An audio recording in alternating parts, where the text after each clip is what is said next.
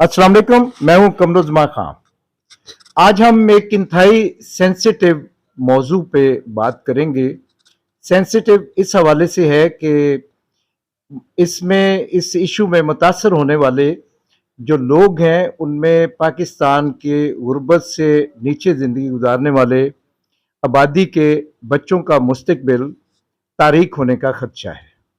हुकूमत ने ऐलान किया है कि पंजाब से 11,000 स्कूलों को निजी तहवील में दे दिया जाएगा और निजी तहवील में देने का मतलब ये है कि बतदरीज उनको प्राइवेट किया जाएगा और वो बच्चे जो अब मुफ्त तालीम हासिल कर रहे हैं उनको फिर एक वक्त के बाद फीसेस अदा करनी पड़ेंगी।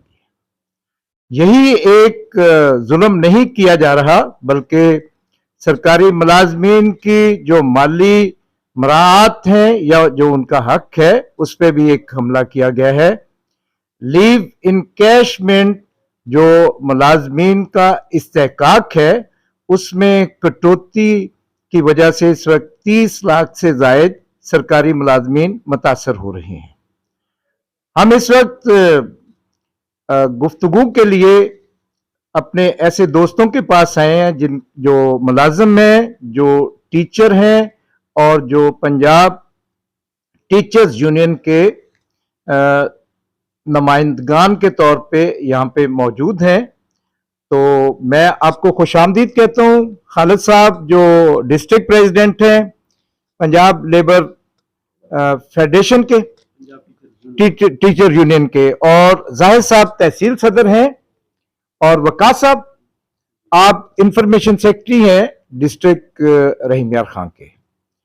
गुफ्तगू के आगाज से पहले जैसे कि तमाम साथी जानते हैं कि 23 तारीख को डिस्ट्रिक्ट रहीम यार खान में यहाँ के टीचर्स ने खालिद साहब की सरबराही में एक बहुत बड़ी एहतजाजी रैली निकाली और अपने मुतालबात के हक में मुजाहरा किया। तो मैं सबसे पहले तो खालिद साहब से ये सवाल करूंगा कि खालिद साहब ये जो निजकारी की जा रही है स्कूलों के, इसके क्या नताइज मुरतब होंगे? बिस्मिल्लाहिर्रहमानिर्रहीम जी, बहुत शुक्रिया राना साहब आप तशरीफ़ लाए। इसका जो सबसे बड़ा नुकसान है वो ये होगा कि जो गरीब ख़ानदानों के बच्चे हैं उन पर तालीम के दरवाज़े बंद हो जाएंगे और उसके बाद असातिज़ा की डाउन साइजिंग होगी, यानी असातिज़ा को यहाँ से दूसरे स्कूलों में शिफ्ट कर दिया जाएगा जहाँ पर टीचर्स की ज़रूरत होगी और इन स्कूलों में प्राइवेट भर्ती कर दी जाएगी। तो इससे चूँकि जितने भी गवर्नमेंट के स्कूल्स हैं वहाँ पर जितने एम्प्लॉयज़ हैं वो यकीनन गरीब ख़ानदानों से ही ताल्लुक़ रखते होते हैं, तो गोया हमारे पास एक डाउन साइजिंग का अमल भी शुरू हो जाएगा जिसके नतीजे में बेरोज़गारी आम होगी।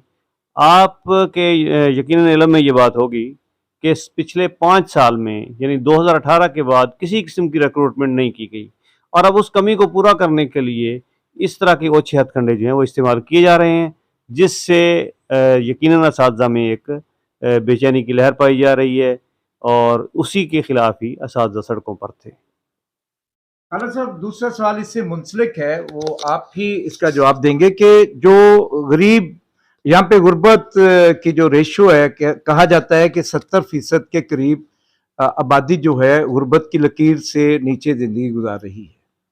उन खानदानों के बच्चों का क्या बनेगा अगर ये स्कूलों को प्राइवेट कर दिया गया और बॉसेस और मालकान स्कूल संभाल लेंगे? तो वो मुफ्त में तो नहीं करेंगे, तो वो बच्चे तालीम कैसे हासिल कर पाएंगे? जी, यकीनन यही तो मैंने पहले गुजारिश की है कि ये गरीब के बच्चे पर तालीम के दरवाज़े बंद किए जा रहे हैं और रिज़ल्ट जो है वो यकीनन नाकामगी की सूरत में हमारे सामने आएगा। और गवर्नमेंट मैं समझती हूँ कि उन्होंने कभी भी तालीम को अपनी तरजीह नहीं समझा और इस तरह के हालात पैदा किए जा रहे हैं कि ना तालीम याफ्ता लोग पैदा होंगे और ना ही वो हमसे एम्प्लॉयमेंट का मुतालबा करेंगे।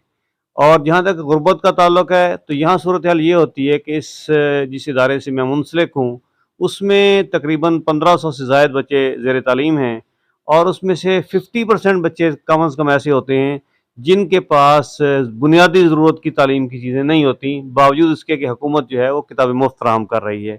उन बच्चों को अपनी मदद आपके तहत सिविल सोसाइटी से या इधर उधर से कोशिश करके असातिज़ा जो हैं वो उनको यूनिफॉर्म اور ان کے مطلب شوز اور کتابوں کے ساتھ کاپیاں اور پینسلیں وغیرہ جو ہیں وہ ہم انہیں فراہم کرتے ہیں تاکہ اپنی تعلیم جاری رکھ سکیں. تو یقیناً اس عمل کے بعد جو رہی سہی کسر ہے غریب طبقے میں تعلیم کی جو ایک رمق نظر آ رہی ہے وہ ختم ہو جائے گی. وقاص صاحب، یہ لیو انکیشمنٹ کا جو معاملہ ہے، اس سے ملازمین کو کیا نقصان ہوگا، اور گورنمنٹ اس میں جو کٹوتی کر رہی ہے اس کو کیا فائدہ ہوگا؟ کیا یہ عمومی طور پہ کوئی فائدہ مند چیز ہے؟ ذرا لیو انکیشمنٹ کی بھی وضاحت کر دیں، اور جو میں نے سوال کیا ہے. بسم اللہ الرحمن الرحیم.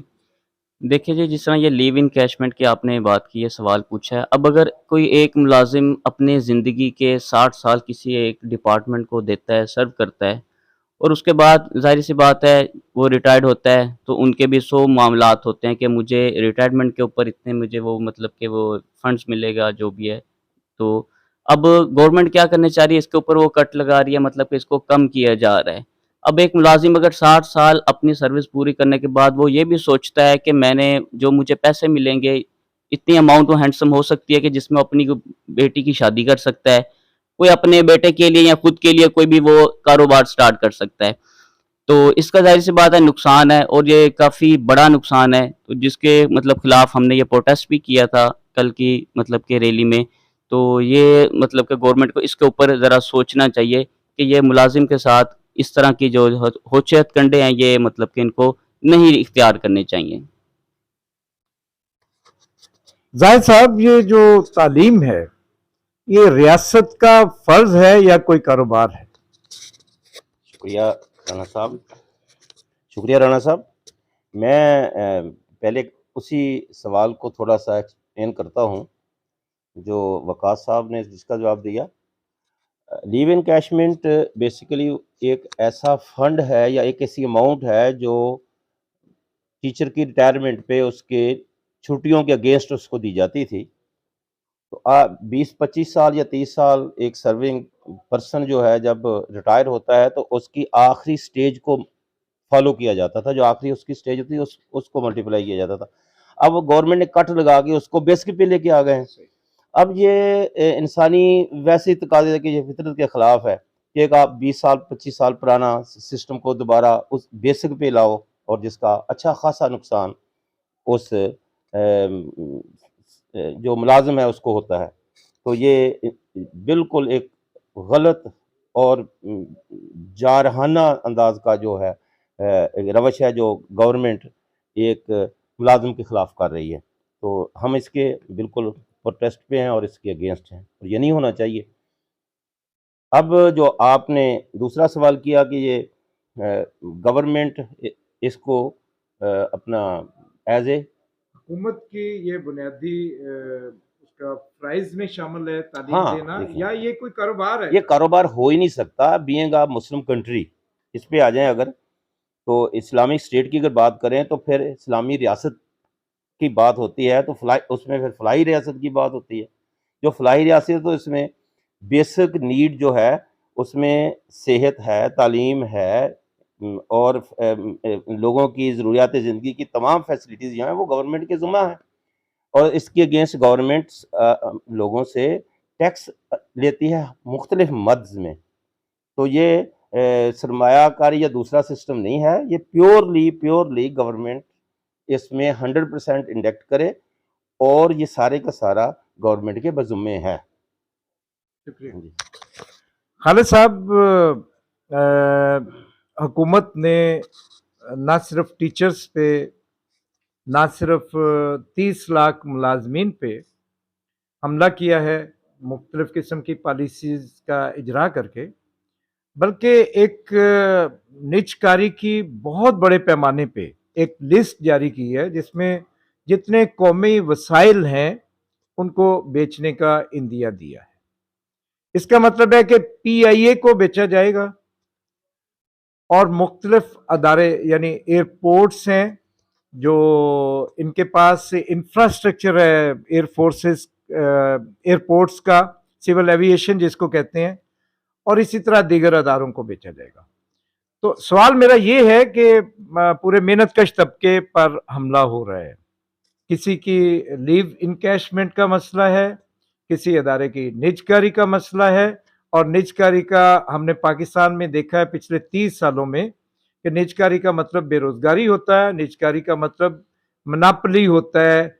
ये सारी जो आज चीनी की, खाद की, घी की जो मोनोपोली या सीमेंट की कीमतों में मोनोपोली है, ये निजकारी की वजह से है। तो इतने बड़े अदारे हैं, इतनी बड़ी स्ट्रेंथ है, तो तहरीक की मौजूदा सूरत-ए-हाल क्या है और इसको ताकतवर कैसे किया जा सकता है? जी, बिल्कुल आपने दुरुस्त फरमाया। जिस तरह से गवर्नमेंट ये सब करने जा रही है, क्योंकि हम ये समझते हैं कि इस मुल्क में जिस तरह की लाक़ानूनियत फैली हुई है और इंटरिम गवर्नमेंट से ये सारे काम लिए जा रहे हैं, हालाँकि आईनी लिहाज से गवर्नमेंट का ये मैंडेट ही नहीं है। तो इस हवाले से जो है वो गवर्नमेंट ये सब चीज़ें बेचने के बाद मैं समझता हूँ कि शायद उनका ये मुल्क नहीं है। वो अपने इन सारे एसेट्स को बेचने के बाद यहाँ से रफू-चक्कर हो जाएँगे और आवाम को जो है वो हालात के रहमो-करम पर छोड़ देंगे।